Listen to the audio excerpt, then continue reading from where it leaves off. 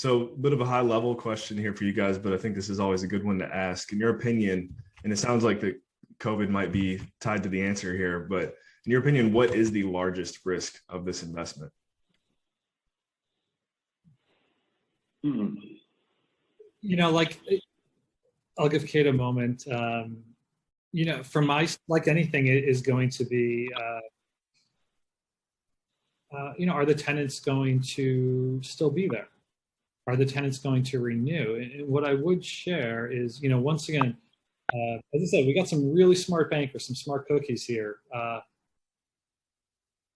This fund is for 5 years. The lease terms, as we saw, are at least 10 years. Some of them are 15 years. And by the spirit of the property, frankly, these folks probably want to be there 30, 40 years. So yeah, I do think a fair risk is always going to be, is this going to be attractive, if you have a client or with only, 7 years left on their lease or so, within a portfolio where the average lease term is still 12 years.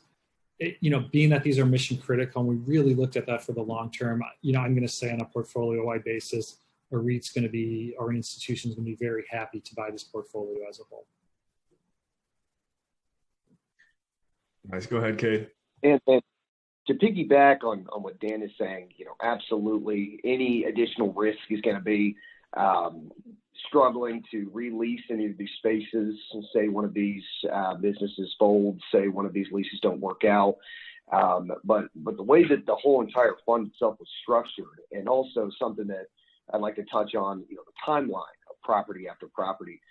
We've been able to see and break escrow, purchase that first floor decor almost ahead of schedule. I would say if actually ahead of schedule. And we're planning on moving forward with the new property every 2 to 3 months for the next about year.